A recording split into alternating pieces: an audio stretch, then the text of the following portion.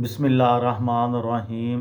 लाखों दरूद पाक हज़रत मोहम्मद सल्लल्लाहु अलैहि वसल्लम और आप सल्लल्लाहु अलैहि वसल्लम की आल पर।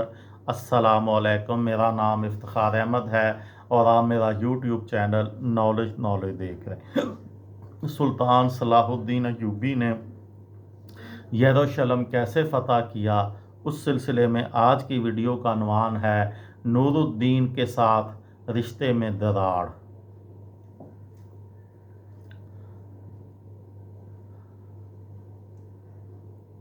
तारीख बताती है कि उन्हीं दिनों में स्ट्रासबर्ग से एक जर्मन पादरी ने भी मिस्र और शाम का दौरा किया और मजहबी मकामात पर गए, जिनमें से कई ऐसे थे जिन्हें मुसलमानों और मसीही दोनों मुकद्दस समझते थे। उन्होंने मिस्री कब्तियों, शामी मसीहों और उनके मुसलमान हुक्मरानों के दरमियान अच्छे ताल्लुकात का जिक्र किया। इसका नतीजा जर्मनी के बादशाह का सलाहुद्दीन के साथ समझौते की सूरत में सामने आया, जो सन 1188 तक कायम रहा, जब फ्रेडरिक ने तीसरी सलेबी जंग का अज़म किया। फ्रेडरिक ने इस मौके पर ताल्लुकात के खात्मे का बाकायदा ऐलान किया। इनका सबसे अहम सियासी रिश्ता नूरुद्दीन ज़ंगी के साथ था, जिसमें पहली बड़ी दरार सन 1171 में उस वक़्त आई जब नूरुद्दीन ने एक महाज पर जाते हुए इन्हें भी साथ तलब किया, मगर सलाहुद्दीन उनके साथ नहीं गए। सलाहुद्दीन ने मिस्र में रुकने की वजह बयान करते हुए मुमकिना इस्माइली बगावत के खदशे का इजहार किया था। नूरुद्दीन ज़ंगी अब एक मखमसे का शिकार थे। उनका एक साबका कमांडर अब ऐसे इलाके पर काबिज था जो उनके अपने इलाकों से मालदार थे। दूसरी तरफ सलाहुद्दीन और उनके ख़ानदान ने इस्माइली खिलाफत के ख़ात्मे में और बगदाद के सुन्नी खलीफा के रुतबे में इजाफ़े में अहम किरदार अदा किया था।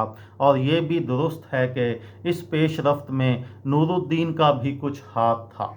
मौरख़ इब्न अल-अईर लिखते हैं कि नूरुद्दीन की राय सलाहुद्दीन के बारे में बदल गई और उन्होंने मिस्र जाकर उनको बेदखल करने का अहद कर लिया। उनके इख्तलाफात मंजर आम पर भी आ गए, लेकिन वो शदीद बीमार हो गए और 15 मई 1174 को 60 साल की उम्र में उनका इंतकाल हो गया। ये कहना मुबालगा आराई नहीं होगी कि जहाद के नुक्ते नज़र से नूरुद्दीन ज़ंगी ने वो बुनियाद फराहम की जिसके बग़ैर सलाहुद्दीन का मंजर आम पर आना मुश्किल होता। उन्होंने वो माहौल पैदा किया जिसमें सलाहुद्दीन और अयूबी ख़ानदान ने पेशरफ्त की। सलाहुद्दीन अयूबी के अगले कुछ साल शाम में अपना इख्तियार कायम करने में लग गए। नूरुद्दीन की मौत से मिस्र और शाम के दरमियान खाना जंगी का ख़तरा भी टल गया, लेकिन नूरुद्दीन ज़ंगी के अहले खाना को सलाहुद्दीन पर एतमाद नहीं था और वो नहीं चाहते थे कि नूरुद्दीन की विरासत सलाहुद्दीन के पास जाए। ये सूरत हाल अगले साल अप्रैल तक चली, जब नूरुद्दीन ज़ंगी के बेटे अल सालेह हलब के अलावा शाम के तमाम इलाकों पर सलाहुद्दीन का हक तस्लीम करने पर मजबूर हो गए। अप्रैल के आखिर में सलाहुद्दीन ने अहम पेशरफ्त में अल सालेह के नाम के सिक्के बंद करवा दिए और अपने इलाकों में जुमा के खुतबों में भी उनका नाम रुकवा दिया। सन 1175 के मौसम गर्मा में सुल्तान ने फ्रैंक से भी वक्ती सुलह कर ली और बज़ाहिर जंगी मुहिम्मात के तवील सिलसिले के बाद कुछ देर के लिए रुकना चाह रहे थे। इसके अलावा खित्ते में कहत ने भी सूरत हाल मुश्किल कर दी थी। दरियासना बगदाद से सलाहुद्दीन को शाम का हुक्मरान तस्लीम करने की दरख्वास्त का भी जवाब आ गया।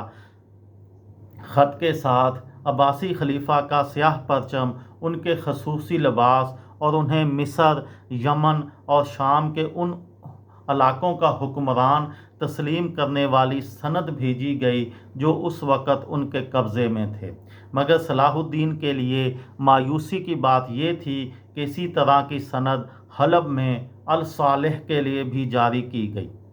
مورخ فلپس کے مطابق یہ خلیفہ کی طرف سے سلطان کے لیے پیغام تھا کہ نور الدین زنگی کے وارثوں اور حلب کے لوگوں کی رائے کا احترام کیا جائے اور وہ خود اب یروشلم کو دوبارہ فتح کرنے کی تیاری کریں۔ سن 1187 تک سلطان صلاح الدین کو یروشلم آزاد کروانے کا عزم کا اعادہ کرتے ایک دہائی گزر چکی تھی۔ اب ان کے پاس شام اور مصر اور جزیرہ کے علاقے کے وسائل کے ساتھ ایک وسیع سفارتی نیٹ ورک بھی تھا، وہ پوری توجہ اس مشن پر لگا سکیں۔ مسلمان حکمرانوں اور سرداروں سے نمٹنے میں صلاح الدین کا اتنا وقت لگ گیا کہ لوگ کہنے لگے کہ وہ اپنا مقصد بھول کر مسلمانوں سے ہی لڑتے رہتے ہیں۔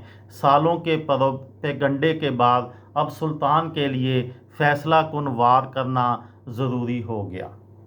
یہ تھی میری آج کی ویڈیو۔ کسی دوست کو، کسی بھائی کو، کسی بہن کو فائدہ ہو تو مجھے دعاؤں میں یاد رکھیے گا۔ دل دل پاکستان، جان جان پاکستان۔ السلام علیکم۔